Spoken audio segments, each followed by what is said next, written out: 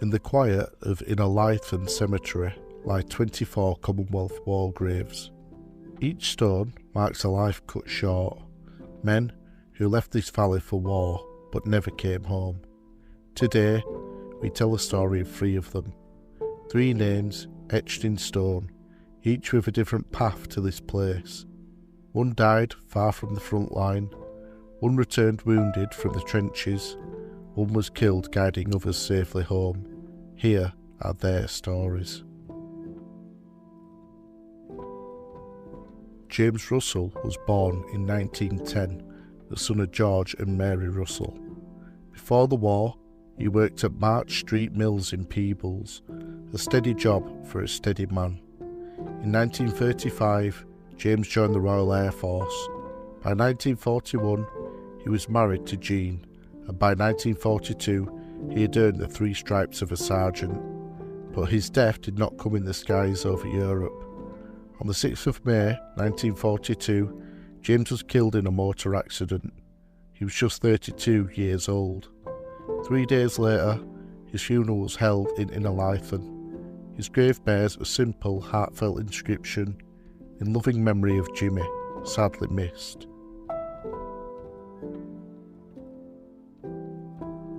Albert Murray's story begins in 1893 in Walkerburn, Peeblesshire.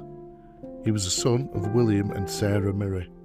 When Albert was just 7 years old, his mother died, a loss that marked his childhood. When war broke out, he joined the 11th Battalion Royal Scots, landing in France on the 11th of May 1915 with the 9th Scottish Division. His first major action came at the Battle of Loos. The division suffered over 6,000 casualties in just 3 days. Later, while serving in Ypres, Albert was wounded. He was evacuated to England and treated at Warncliffe Hospital in Sheffield. But on New Year's Eve 1915, he succumbed to his injuries. He was just 24 years old. On the 4th of January 1916, Walkerburn turned out to honour him.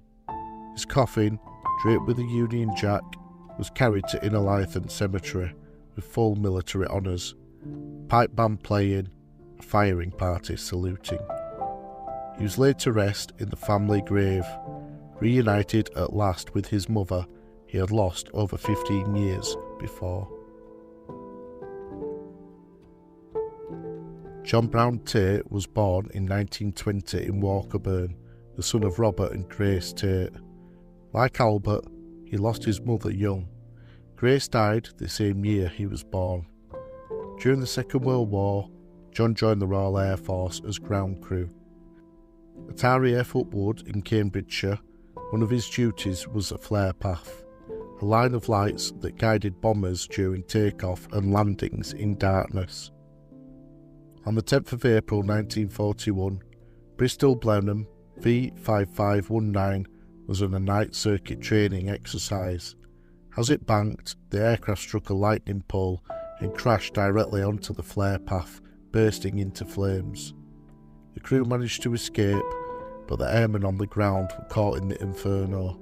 John was taken to RAF Hospital Ely, but his injuries were too severe. He died soon after. He was just 21 years old. He was brought home to Innerleithen Cemetery and buried in the family grave alongside the mother he had never known.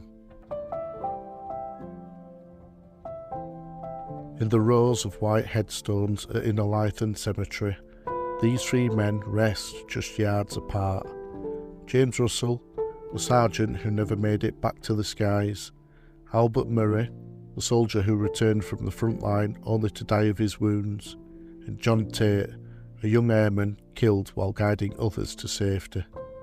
3 stories among 24, 3 voices among millions. If this video moved you, please like, share and leave a comment. Do you know the story behind a war grave in your own town? Tell it, because remembrance is not just about the stones, but about the people they stand for, lest we forget. If you like listening to the stories of the history of those who came before, then please give the video a like and subscribe to keep updated. about future videos of the history of those who came before.